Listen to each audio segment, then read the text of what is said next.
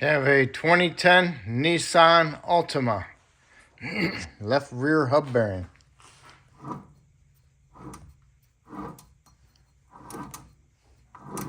Alright, so you need to jack it up and support properly. Remove your tire.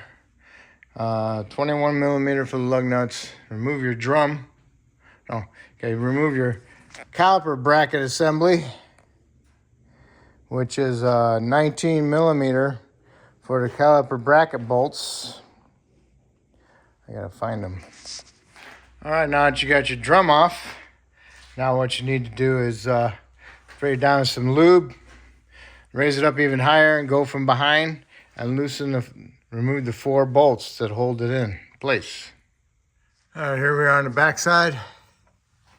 It's got 1, 2, 1, 2, 1, 2, 1, 2. Not these, those. All right, those are 17 millimeters, so you want to remove those 4. Okay.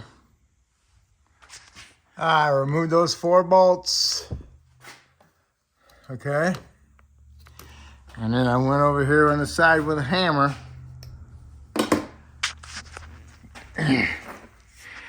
Over here on the side with a hammer and tapped on the side of it, and it fell off and it fell out. Okay. So now what you want to do is go ahead and clean this up a little bit. Be careful.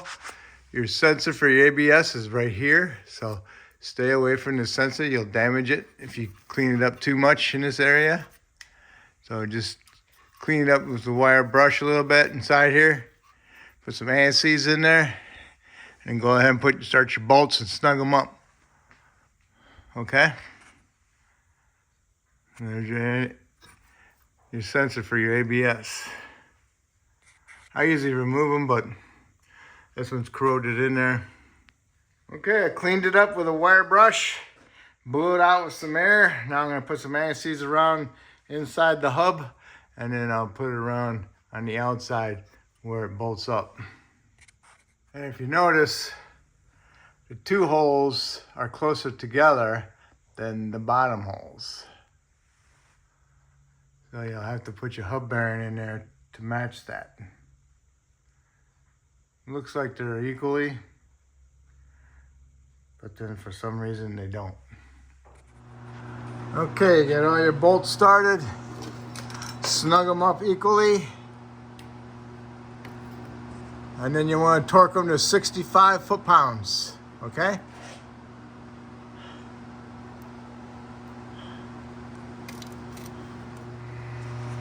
Okay, now that you have the bearing installed, what you want to do is make sure you're inside your rotor is nice and clean, not full of rust like the other hub bearing was.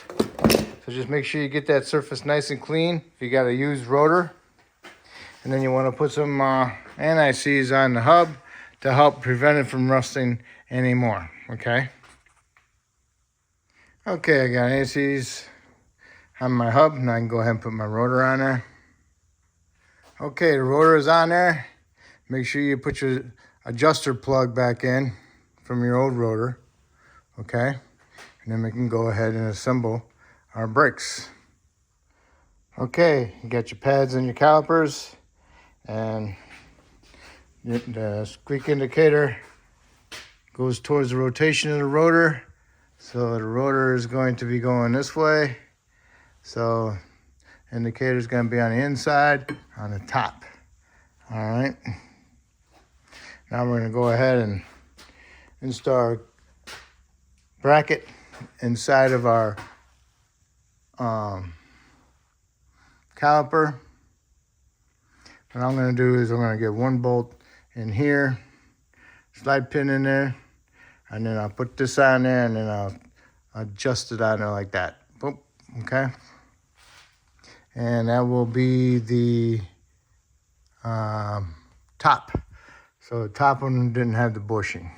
Okay, I placed the caliper bracket onto the slide pin, and then I lowered the bracket inside of the caliper, made sure the pads weren't hitting the the caliper itself or the piston. And then I came over here and made sure the boot's in the right spot. Now I'll install my other slide pin. Okay, my slide pin bolts are in. I just snugged them up with my fingers, wiped off the excess anti-seize, and then make sure you bottom out your pads into your caliper, and also you bottom out the other one into the bracket. And make sure that the bracket is pushed that way onto the caliper as much as possible. So then next you can go ahead and swing the whole thing up onto your rotor like that. Then you can get your 2 caliper bracket bolts started with the washers, okay?